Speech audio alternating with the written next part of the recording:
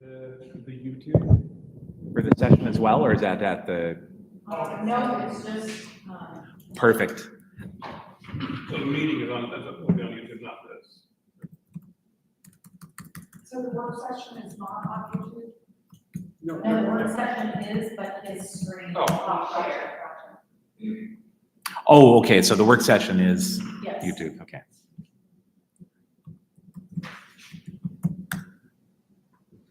And for those that are online, is there a way to share this screen, or?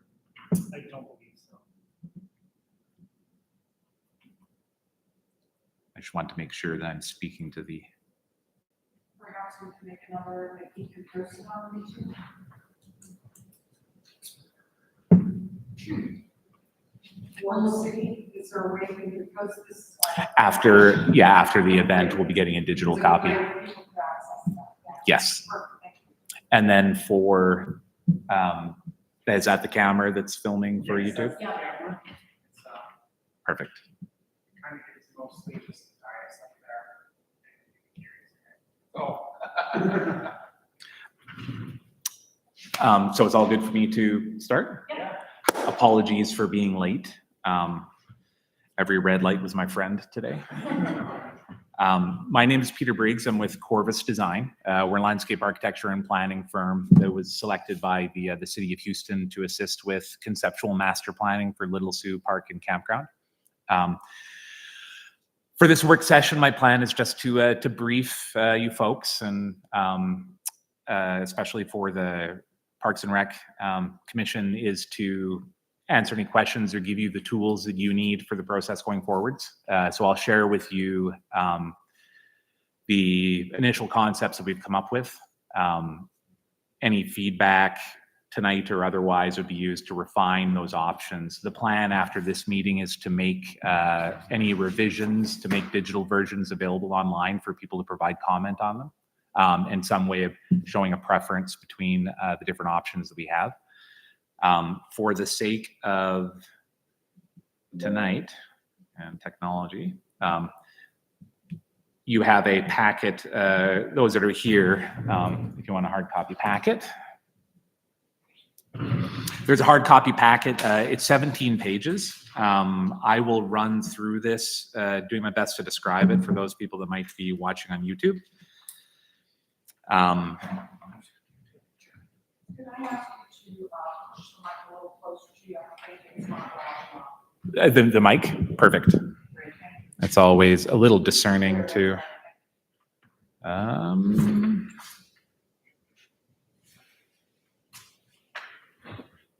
we go.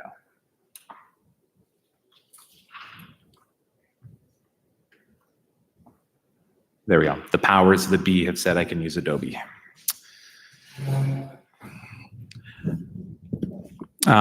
So again, Peter Briggs.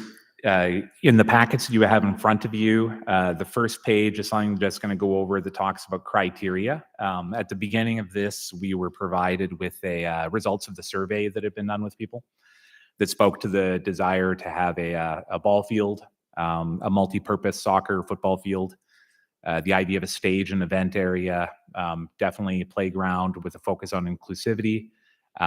We already know that there's a dog park there and people do like that. The idea of having trailheads and connection to future trails, in addition to the connection under the bridge over to Rotary Park, parking, access, and then obviously the campground that is still there. Within this packet, I've divided into three areas that I'll talk to. One is what I'm calling the recreation, play, and event area up at the front. Then at the back of the campground area, which would be fee-based specific to the campground. And my understanding as well for the park in general or the event area up front is that it would be based on a season pass or a day use area as well. And then a little bit of discussion as to how the two areas fit with each other to control access or make sure that people are in the right spot. So with the pieces that we have in this. So first of all, a multi-purpose field. We made it big enough that it's a gracious soccer size. It's bigger than normally what it would be for an adult soccer field, or it's larger than that, but that allows it to be broken down into multiple youth ages, like U6, U8 soccer age groups. So for this field, you could have, I think, the youngest age, you could have up to 7 or 8 little fields for young kids, and then fewer as we get into older ages. When we're designing parking lots to serve fields, we normally look at the number of people on a team. So with football and soccer, it's both at least 11 players typically or more. And then in an ideal world, if you're having a little event where you want people to switch out, one team, 2 sets of teams come off, 2 go on. So we like to look at having enough parking for 4 teams at once. So that's roughly, 48 players anyways. So we're typically showing 50 spaces associated with this because it assumes some carpooling, some parents, that kind of thing. And because we're developing a recreation and event complex, there will be parking in excess of any one given event. So there's the ability to have shared parking between the areas as well. For the softball field, we're showing a 60-foot baseline and then a pretty generous outfield. So it's bigger than a typical softball outfield, with the lighter green being shown as 280 feet. And then because we know that the potential for generating the next softball champion with home runs, there's a dashed yellow line in the exhibits that shows 400 feet. I think the current record for softball might be like 540 feet or something, but that's probably maybe extraordinary. Well, you never know when you have the next world champion. Then the stage area. Each of these has an ideal orientation, and they're pretty flexible. The soccer field, football field, it's nice when it's north-south because then you're typically avoiding having the sun in your eyes. But even if it's east-west, when teams change sides, that's a way to have some fairness within that. Softball field, ideal orientation, I guess, is to the northeast. But there are ball field complexes that have them facing in every direction. Because we're talking about one of each of these fields, we're trying to place it the best for what it is. A stage, ideally it's facing south or facing north. Facing south for an evening performance, if you're facing south, the performers are the only people who might have sun in their eyes, but it also depends on how your stage is designed, if there's any canopy over top of it. Facing north, the audience has the sun in their eyes maybe later in the evening. So the reason I'm going through this is to show you the differences between the different options that we have. And then as we move toward a preferred alternative, all of the options are flexible for orientation to some extent. So if there is someone that has a strong opinion to say, our stage has to face this way, some other things might need to change due to priorities.